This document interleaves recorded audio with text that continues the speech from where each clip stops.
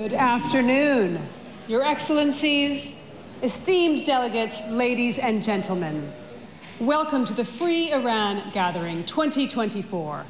My name is Edie Lush. I am absolutely delighted to be your host for today's event. It's such a pleasure to be here in the presence of some of the most distinguished personalities from all around the world who have come here to lend their support to the Iranian people's democratic right, democratic struggle, and their genuine alternative to the ruling tyrannical regime. Let us honor the incredible Iranian women leading the fight to liberate Iran, whose determination echoes in their rallying cry. Women, resistance, freedom. Madame Rajavi, such a delight to see you and to hear you again. And thank you for this resolute call to action to the international community. I've had the pleasure to interview our next speaker. Delighted to be he's known for his dynamic leadership, transformative reform initiatives in Italian politics. Former Prime Minister of Italy, please welcome His Excellency Matteo Renzi.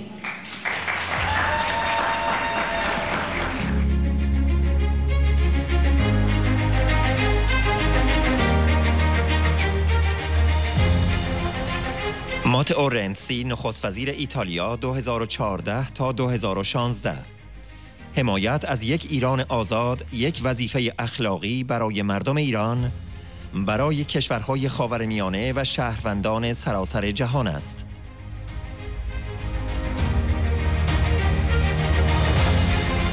ما فرهنگ‌های مختلف اما ارزش‌های یکسانی داریم. همان ارزش‌هایی که در برنامه 10 ماده‌ای خانم رجوی ذکر شده است.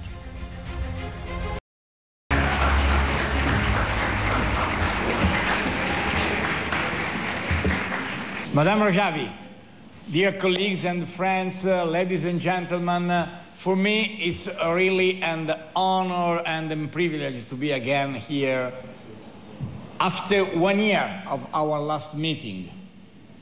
What happened in the last year? A lot of things. A lot of things around the world, a lot of things in Middle East, a lot of things in your country.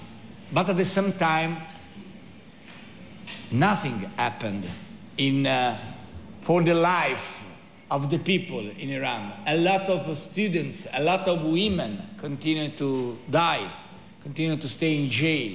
So the reason for which I am here is only one. To repeat with you, we believe possible to fight everyone for a free Iran. Free for the reason you described in the 10 points. We stay at your side, we stay with you. We believe free Iran is a moral duty for 3 reasons, very briefly. The first, for the people of Iran, for the women of Iran, for the men of Iran, for the students of Iran. Free Iran is a moral duty because it's the only way to respect the great tradition of your people and to ensure a possibility of life for your guys, for your son, for your daughter. But there is one second reason I consider very important. Free Iran is a moral duty also for the Middle East. Because what happened in October 7 and in general in the last 12 months, the consequences of regime are not stopped at the border of Iran. They continue to spread in the Middle East and continue to create threats not only for your citizens, but also for the rest of the people who live in the Middle East. Nobody could deny there is a clear responsibility of Iran, of this leadership of Iran in the troubles and in the war and in the crisis in Middle East today. And the only way to create a new Middle East, one of the most beautiful places around the world, one of the great histories, the only way is fight all together for free Iran. And the third reason, and the last, third and the last, is not only for the people who live in Iran, not only for the people who live in Middle East, but for the world. The world is in the middle of chaos in a lot of countries. I think we need to come back to roots of our culture. Your culture, our culture are different cultures, but we share the same values. The values who stay in the list of 10 points of Madame Rajavi. Your flag are the same colors of the Italian flag. And in Italy, we are used to say those colors means three things. The green is the color of hope in Italy. White is the color of purity and innocence. Red is the color of passion. Of course, we have different flags, but the same colors explain to us we have to share together the same hope, the same purity, the same passion to give a message of freedom around the world. And today, stay on side of freedom means stay on side of free Iran. A moral duty for Iranian people, a moral duty for the Middle East countries, but let me be very clear, a moral duty for the citizens of around the world and around the planet. So, best wishes for you. We will continue to stay at your side to give a message of freedom, hope, and passion. Thank you so much.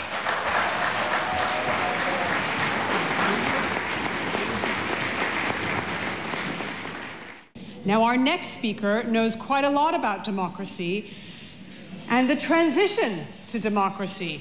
He played a very critical role in the 1990s in his own country, in Romania. Let's now welcome the former Prime Minister of Romania. Please welcome me. Please join me in welcoming Mr. Petra Roman.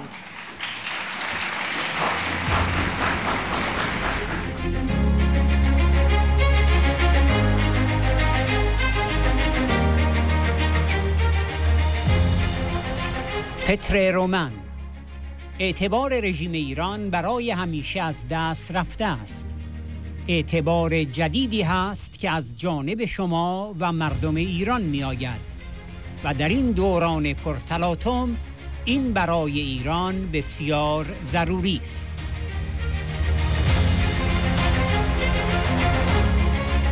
با این پایداری فوق‌العاده و اراده آهنین خانم رجوی و با شما پیروز خواهید شد.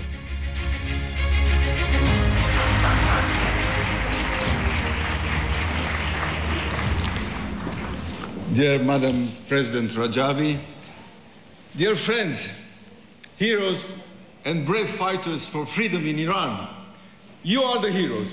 You are those who are really building the future of Iran. I salute you from the bottom of my heart.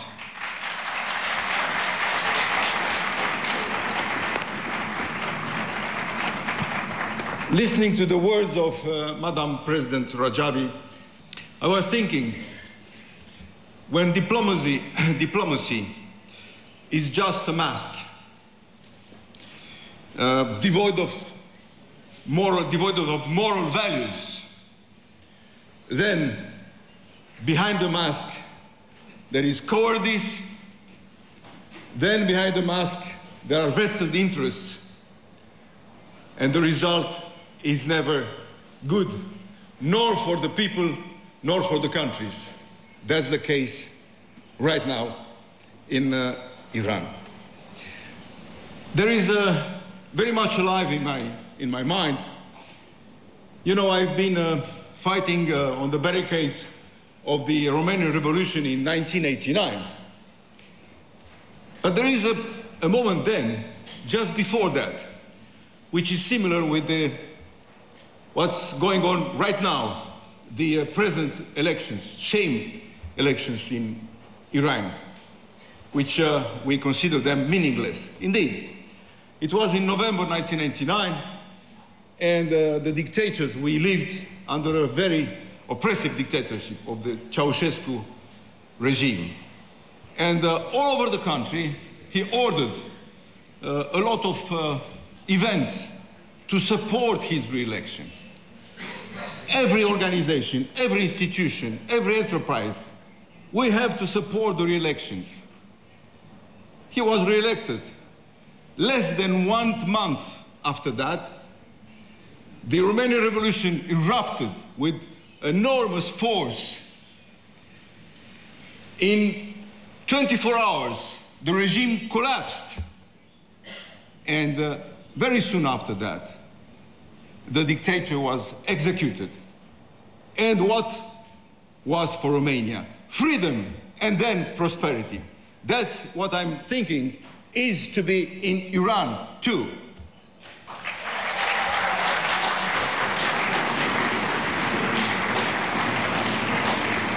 Indeed, the people who are still supporting the regime in Iran, those who are executing the orders of the regime, in fact, they are ruining the future of Iran.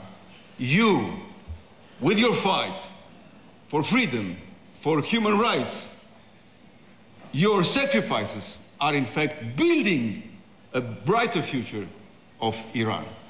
The problem of the regime in Iran is that from the point of view of the perception, the image of what we think about Iran, is they lack credibility.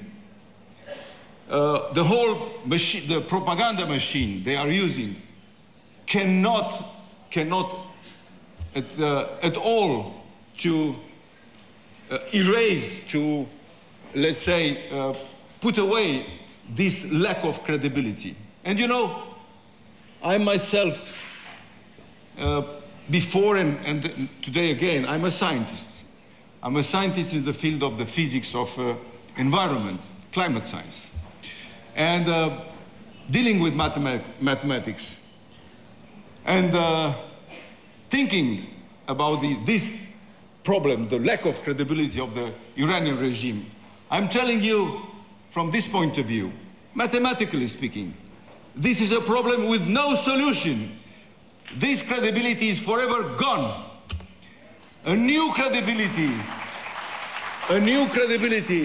is coming from you. A new credibility is coming for the people of Iran. A new credibility of Iran, so much needed in these turbulent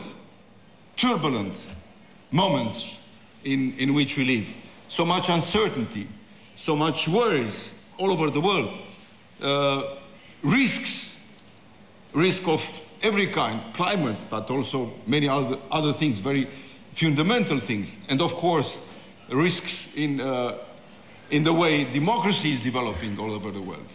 This credibility is what we are seeking so much. And Iran is showing us, through you, that we can win. So, to finish, to end my words, I'm saying, with this formidable perseverance and iron will of Madam President, and with you, you will prevail. You will prevail for the goodness of the Iranian people and for the benefit of all mankind. Thank you very much.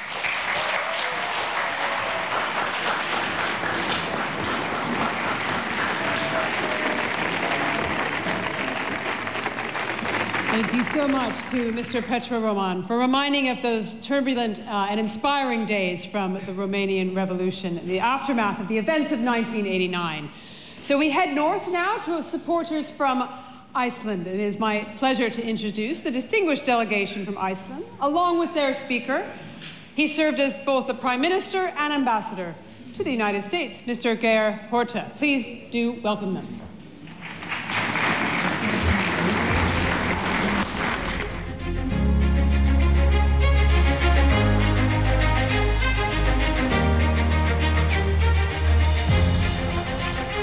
گیر هیلمار هارده، مبارزه برای آزادی و دموکراسی در ایران، مبارزه جهانی برای حقوق بشر و کرامت و حفاظت از عدالت و سیستم‌های دموکراتیک خود ماست.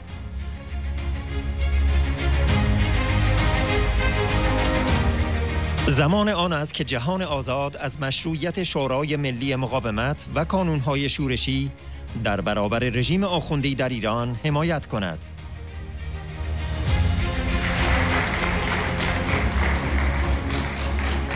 Dear Madame Rajavi, dear friends, I want to thank Petra Roman very much for giving us such an illustrious example of what can be done in a situation where a dictatorship has to be overthrown. It doesn't have to take long, right? So let's all make sure that this happens. I would like to begin by saying that free elections are the pillar of any democracy. If the people are supposed to rule, it is the fundamental assumption for any legitimate government of the people, by the people, and for the people. Like Madam Rajavi just explained to us, there was a so-called presidential election in Iran. But like other elections in that country in these times, they are a tool for maintaining an illusion of democracy, while being tightly controlled by the ruling elements, the clerics, to ensure their authoritarian grip. The Guardian Council actually vets and picks candidates on criteria including unwavering loyalty to the regime. So how can you have a free and fair election on that basis? And this includes candidates with ties to the Revolutionary Guard and a history of human rights abuses. As a result, all elections in Iran are a sham at the present time, amounting to a carefully controlled situation. For example, the March 2024 parliamentary elections saw a turnout of just 7%. And the rest of the population, 93%, boycotted the election, showing us all that they see through this sham. It was an act rejecting the regime's legitimacy and demanding its overthrow.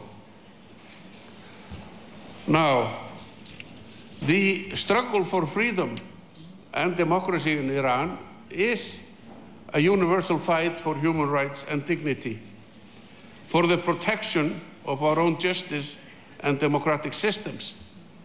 And it's time for the free world to support the legitimacy of the NCRI and its resistance units against the clerical regime in Iran.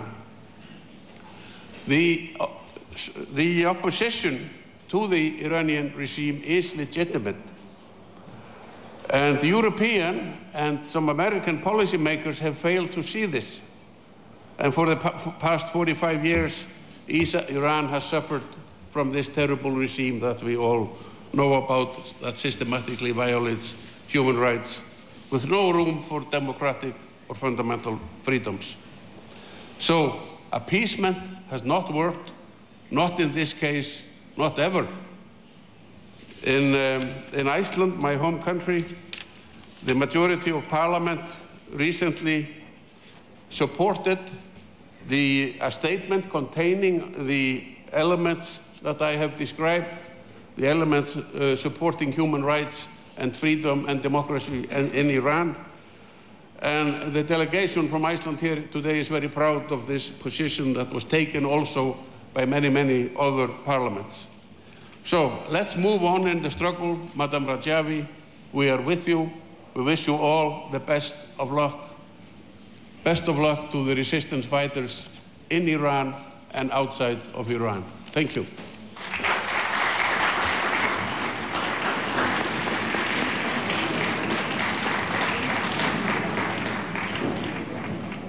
We're going to be welcoming to the stage a trailblazer for women in politics. She's spoken previously very strongly in favor of the rights of women in Iran. It's my privilege to now introduce to you the former president of Ecuador. Please welcome Her Excellency Rosalia Sano.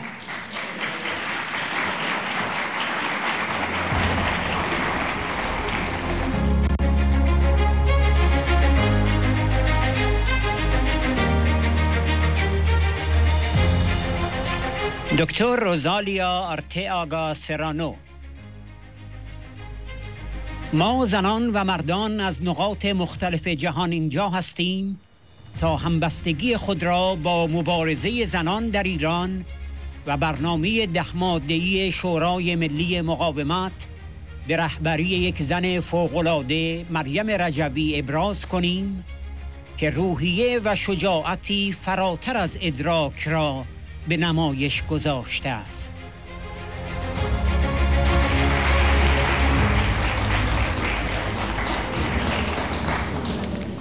Thank you. Buenas tardes. I asked a young congresswoman of my country, Diana Pasley, to come and stay with me here.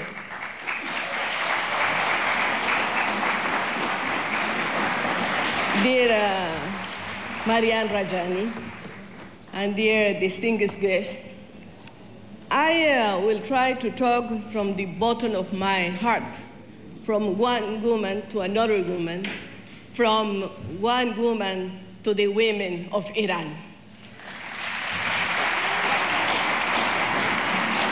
I remember March this year when I first came to participate in a women's event about the support of women of Iran. And I told Madame Rajani about my own fight when I was long time ago Minister of Education of my country. And I decided to fight because the Congress at that time was trying to install the mix between religion and state. And I fight very hard to get avoided this permanent problem for a country. This 21st century world was presented as one in which we would achieve great advances for humanity. In some way, we have done so, especially in scientific aspects such as artificial intelligence or advances in medical treatments and communications. However, it is now presented with somber overtones in issues related to the coexistence between people and countries. Also regarding the situation of women, although we see progress in some places concerning female leadership, and women still suffer situations of insecurity and inequality. But one of the countries where such a situation is so painful and suffers restrictions and persecutions of all kinds as we see is Iran.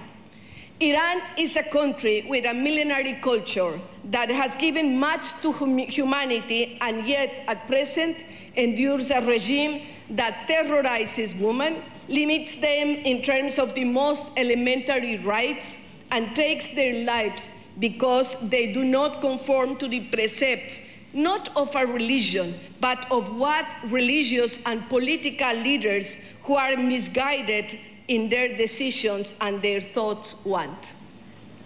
That is why we are here, women and men from different parts of the world, to show our solidarity with the struggle of women in Iran, with the 10 points raised by the National Council of Resistance led by an extraordinary woman, Mariam Rajavi, who has demonstrated a temper and courage that goes beyond and waiting, which has to do with this permanent struggle day by day for the rights of women in the freedom of her country.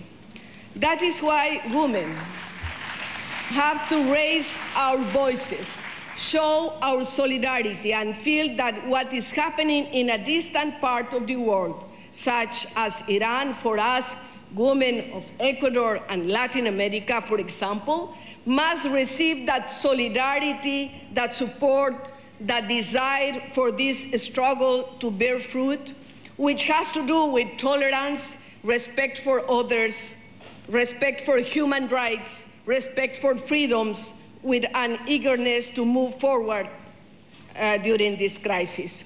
From this forum here in the city of Paris, we want to express again our disagreement with what is happening in Iran and our support for the struggle of brave women like Mariam Rajavi, women and men who are supporting their work outside their country but also at home. I would like the Iranian women who are currently within the borders of their country and who do not have the freedom that many of us women in the world enjoy to hear this message. A message from the bottom of our souls that speaks of peace and solidarity, but that has a lot of strength concerning the defense of principles and freedoms. We hope that very shortly the women will be able to shake hands with all the Iranian women and that they will feel this solidarity, this respect, and this decision of permanent support. Free Iran.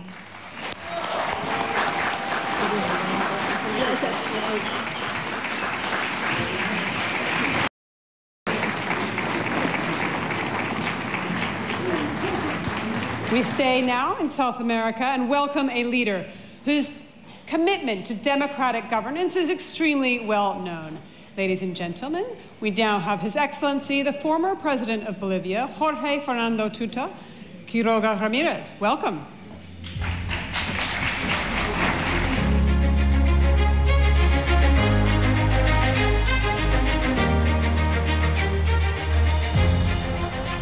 خورخه فرناندو کیروگا رامیرز، رئیس جمهور بولیوی 2002.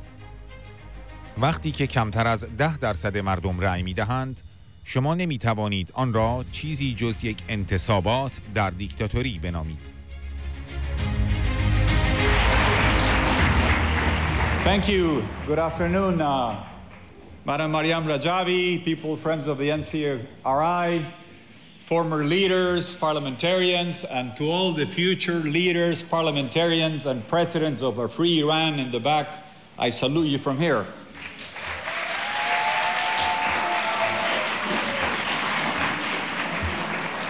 Madam Rajavi, you know very well that I come here because I have learned that in parts of my region, in your country, the issue is not left against right.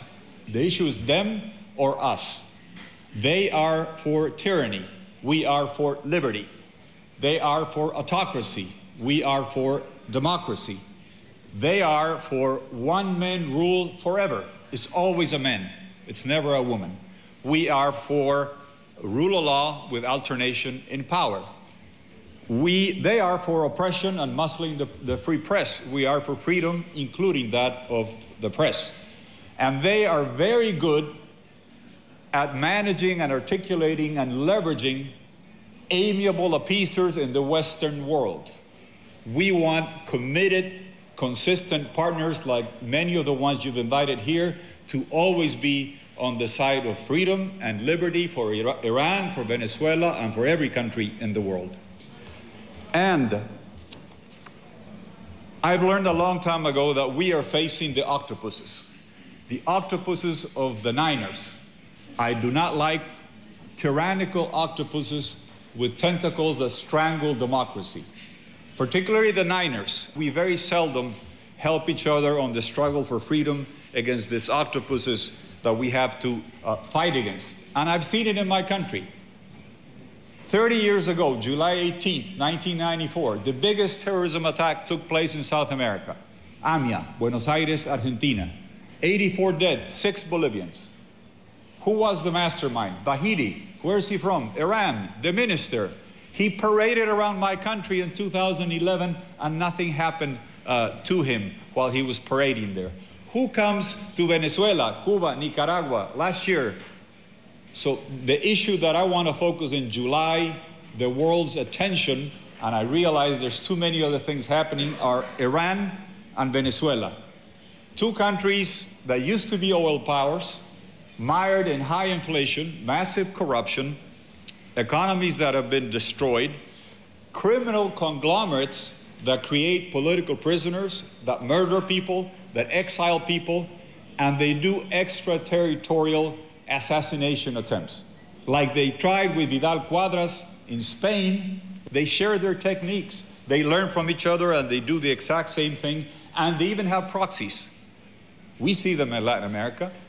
Madam Rajavi, when I hear election, no matter how you qualify it, sham, fraudulent election, no. That is a charade and a masquerade. It does not deserve the word theocracy and election do not go together.